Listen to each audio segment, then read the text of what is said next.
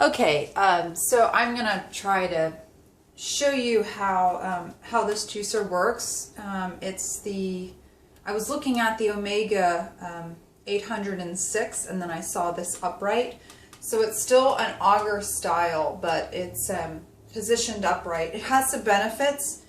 It definitely allows for bigger produce to go in, but I want to show you some of the flaws too.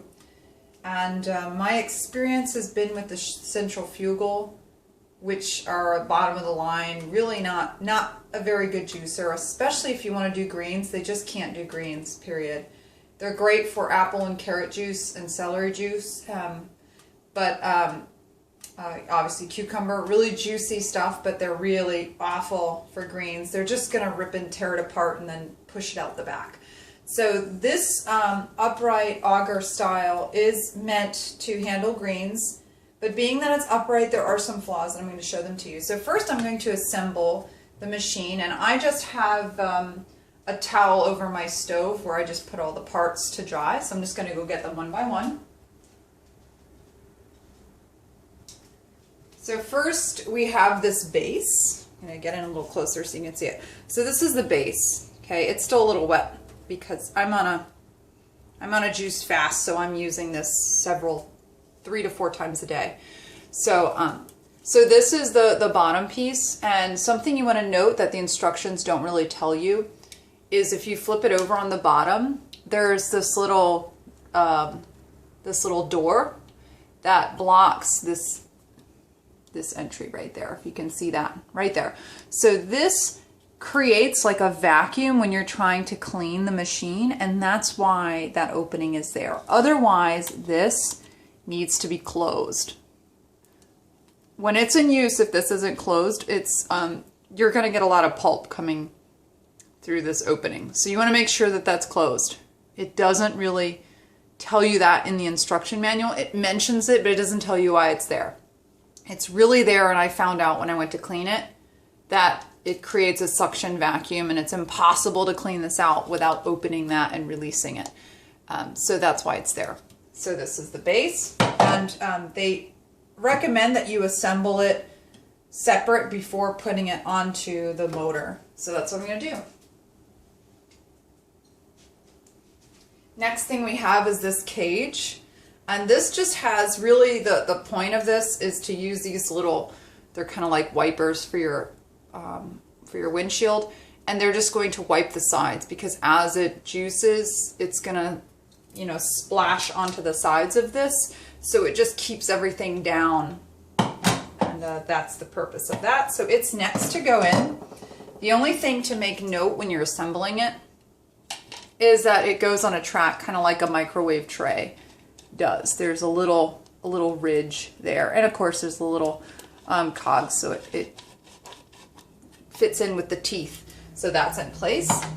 The trickiest thing is I'd have to say, is this piece right here.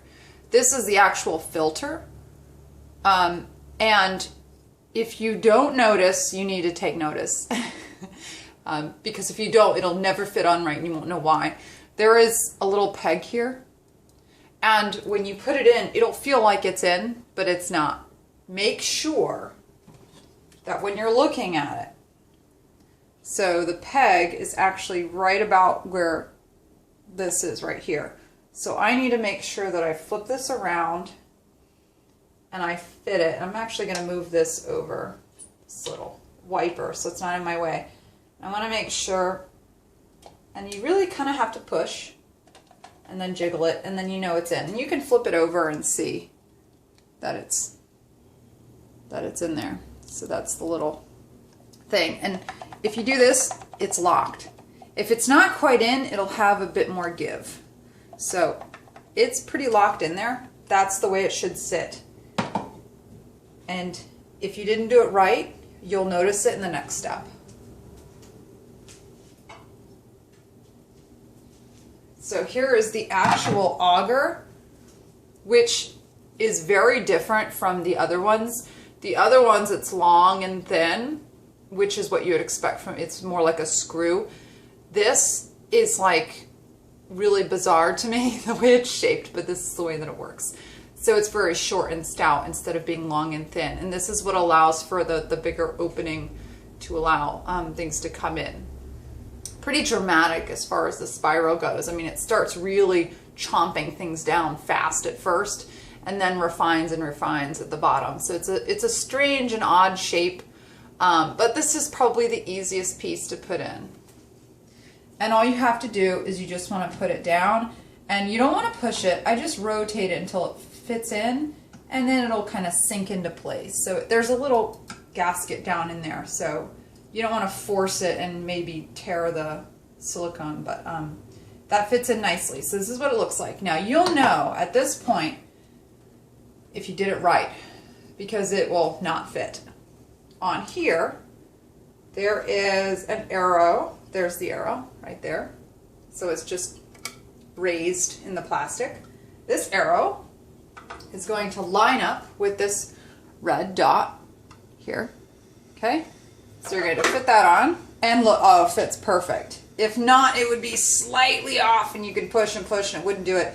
It's off by such a small amount that if you didn't realize what you had done wrong, which was you didn't match up that thing, if you were a brute, you'd probably break it trying to force it on. It's such a small amount, but this hits flush, and now it's locked. So now it can go on to the base. On the base in the back here, it's a very small increment of a twist. I'm not even going to force it. I'm just going to let it find its spot. There we go. There it goes. So there. And really, it barely moves over into the lock position. It's going to torque on its own. And this is one of the downfalls of this machine, is that with the auger turning, it's slowly torquing and really pushing on that, the way that it fits in right now, to where it's really hard to get off in the end. So I'll show you that later. So now we have this little dump bucket. I didn't really wash it out because this is where all the garbage goes. This is the compost. So I got most of it out, but I don't like, soap and water clean it, because I don't drink from this. That goes into the garden. I'm going to reposition that. And so what is washed is this. Now, if you don't like this container, which I'm not really all that fond of it, it just so happens to fit on here, but it does kind of bug me a little bit that it's plastic. But then again, this whole thing is plastic, so really you're not saving yourself much by finding a glass container to fit it. You just kind of grin and bear it and choose your poison and say, well, okay, fine. This is the plunger for it, and it only fits one way, but it's easy to work. So the other tool they give you is this like industrial toothbrush looking thing. It's okay, but I still find that using one of these works out great. It's really an easy machine to clean. It's not difficult, but this is just so rigid. I mean, you can see there's a little bit of wear around the edges where I'm trying to get it into like a space, and because it's so wide and square, it doesn't quite fit. So, but the back end of it is pretty handy. So that's just a note. It's good to have a pipe cleaner on hand. So then this is all that I'm going to have juiced. So I have some kale that desperately needs to be used for something. And of course apples to sweeten everything. They're your natural sweetener. And I'm going to get started. This machine is incredibly quiet compared to my centrifugal. So I'm really impressed. So we'll turn it on and you'll hear, hopefully you'll notice, but it won't. My blender is like a chainsaw. This is very quiet by comparison. So pretty quiet. Let's get started. So let's just start with bell pepper.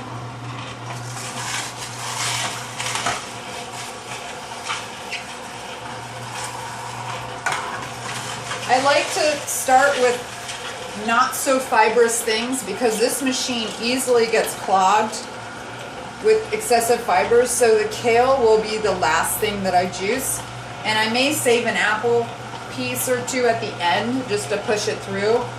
But if you start out with a fiber like your greens first, disaster. This machine really, you'll end up with a lot of pulp on the juice end, which isn't good.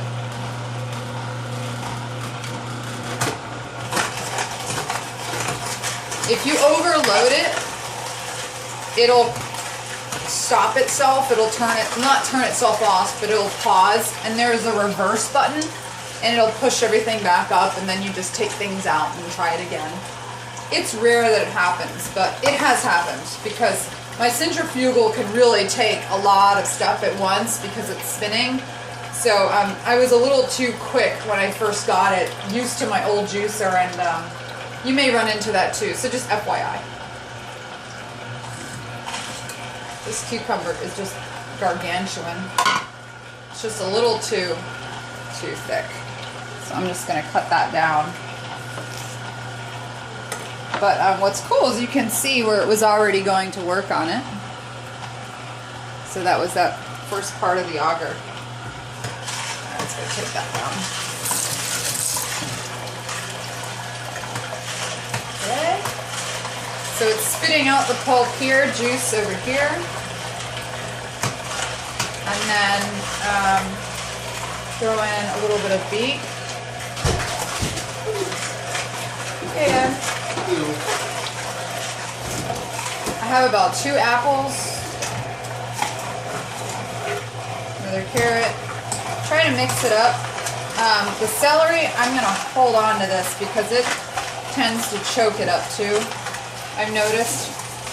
So I'm going to do my carrots, make sure they're all done. Save maybe 4 of my apple pieces, like that. And now I'm going to do the fibers, so we'll see how much pulp is left intact in the juice at the end. Hopefully this works better than the first time I did it. I'm not really using the plunger because it tends to grab it and pull it down, but you may need it. Sometimes apples will spray. So the kale stem is pretty juicy but really fibrous, so I'm expecting a little bit of trouble with that. We'll see how it handles it. Now I'll put in the leaves. These are not the most attractive ones, but they need to get used. The juice is still good.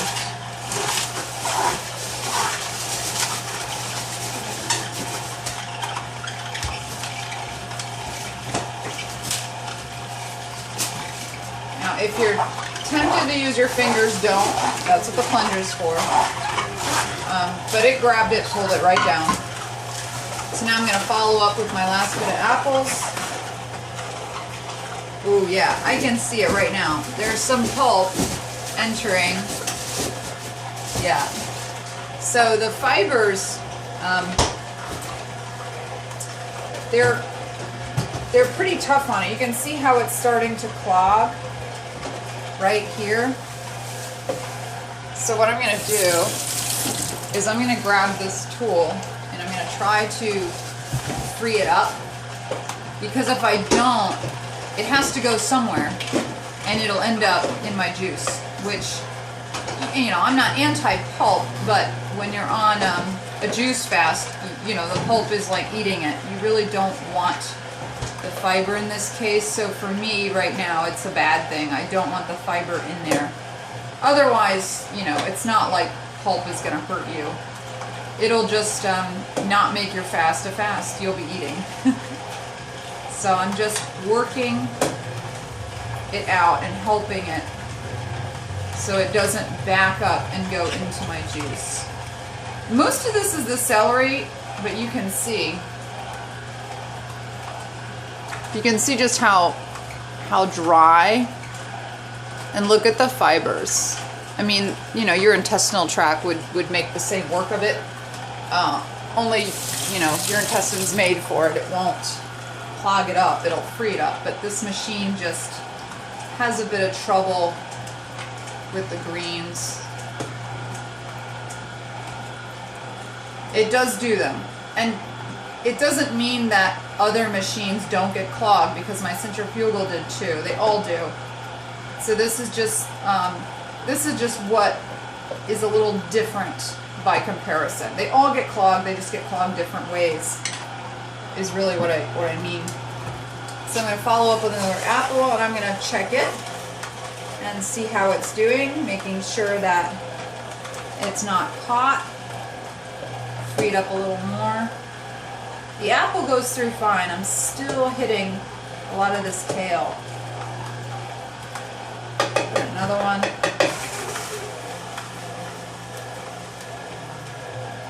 It's pushing it through, but it's tough going. They're pretty serious fibers.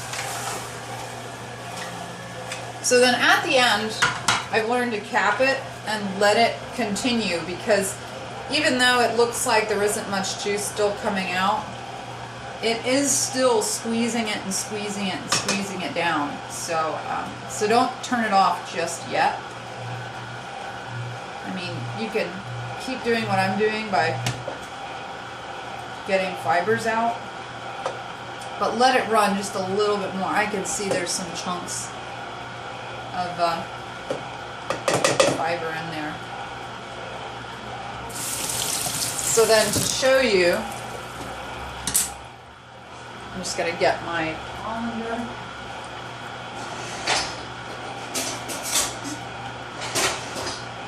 And then you'll see just how much pulp actually ended up in it.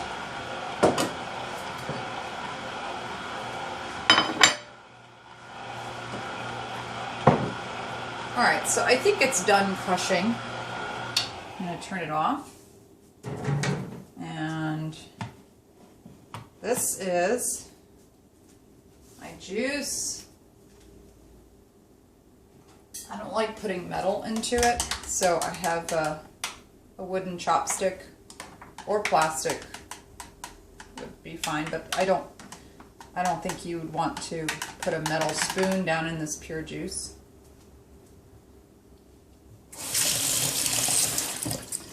If you want, you can put a straw directly in it as you're making your juice to taste it as it goes and adjust the amount of apples or whatever. I didn't do that because mine is a part of a detox. So I'm not going by taste. I'm going by nutrients. So it's a little bit different. So I'm going to push this thing back so that you can better see the pulp that's left in it. Okay. So here and here. Hopefully this is fine enough to catch a lot of it.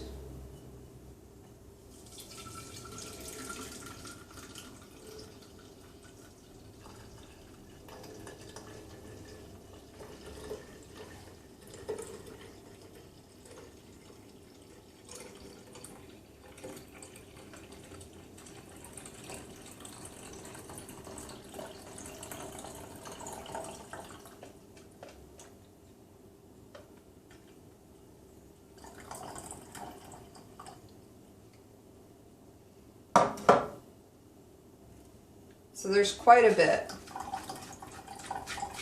and I could see it. I know it's a direct result of the kale just having so much fiber, which is why it's very good for you. One of the reasons, not the only reason. Obviously fiber isn't everything, but it's a big part of why your leafy greens are so good for you, because they're so loaded with fiber, but unfortunately they do a pretty harsh number on your juicer, but just the difference there between your intestinal tract and a machine. The machine doesn't do so hot with it. So this is quite a bit, and I could see it going in. I knew that there would be a good amount, but I think that's done dripping. I'll show you how much is actually in there. So that's a lot to end up in your juice. That right there, that hitting my stomach, it would be like me eating an apple. I'm eating at this point. That's enough fiber that it would trigger my stomach into metabolizing it as a food. So you're no longer fasting at that point. You're eating. So as far as taking it apart, let me take a sip here.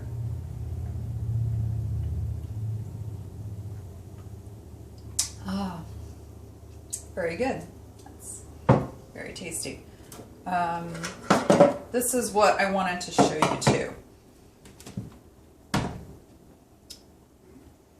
So, unlike putting it together, they actually don't want you to try to take this whole thing apart at once. They want you to take it bit by bit. So lid comes off first. Remove this before you flip it over to rinse that.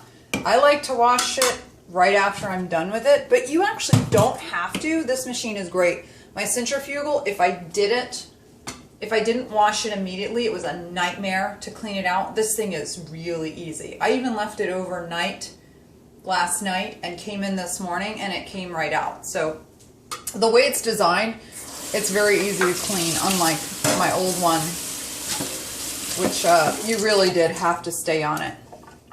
So I'm just going to put them on my towel to dry. They are not dishwasher safe, so they're expensive. Don't test it. You better be safe than sorry. But it does say in the manual it is not dishwasher safe. So in case you were wondering before you buy, it's not. But most of them are like that. They're just not made for that.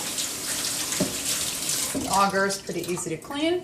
There's just a little groove down in there where fiber will get, so I just use my nail, get it out. You could use your tool, but that's what fingernails are good for. And the center piece pops right out. Now I can already see where the fibers, see how they were clogging these openings? So it just doesn't handle the fiber very well, but then again, my centrifugal didn't either. Fiber's always the engineering nightmare when it comes to these things, is how to separate it without reducing the amount of juice. You know, you're trying to get the most out of it, and it's always going to be an endless battle between fiber and juice. How much fiber can you extract without losing juice in the process? So that's pretty good. Vegetable matter, I'm not going to use soap. Just rinses off, no big deal. But what I really want to show you is this part right here. If I were to try to just get this off like this, it's torqued on there pretty strong. This is a big motor. So I end up using the heel of my hand, just then you heard it pop. I just used the heel and I hit at the base of this, not at the edge, you know, where I could crack it, right at the base. Just nice, and I mean a good force. You don't want to get a running start at it, but a good force, popped it, comes right off. If you don't do that, you'll struggle with it for a long time. And then here's the other thing I want to show you. See how the pulp that's stuck? You can see it right there. That is why I got pulp into the juice. Because when this gets clogged like it is, it can't come out this way, so it diverts and goes down in here and ends up into your juice. So if the solution is merely to use a strainer, it's not a big deal, and that seems to be a good solution. This will always happen with juicers. They always have problems dealing with the fiber. So I'm not saying that this is a bad one. It's just something to note before you buy it and when you're using it. So this is where this little back plunger comes out. It's a little bit tough. I wish they would have made the handle a little bit longer, especially since my hands are wet. Oh, there we go. So now it's open. Now I can get to this. It gets rid of that vacuum. So now there's air inside, and it'll rinse out, and the fibers, I'll have to use my tool to get out because they are really stuck in there. Pulling on them, I can't get them out without ripping them. So that's it. I'm going to finish cleaning this out. But if you do choose to get this juicer, those are the pros and cons. Lots of pros. You know, all of the augers have the same issue with fiber, just like all the centrifugals. They all have the same issue. They just deal with it differently. You always want to get an auger style. There is the dual auger, which is probably the most efficient, but it's also the slowest. It chokes on food very often. So this really didn't. So there's your toss-up. Dealing with your patience level as far as the dual or the single auger. And of course the upright takes a lot less space. My centrifugal probably took up my whole counter because everything was thrown to the back of it. So space-wise, this is probably the smallest, but I think it's a great choice. But that's up to you to decide. So I hope this was helpful, and have a great day.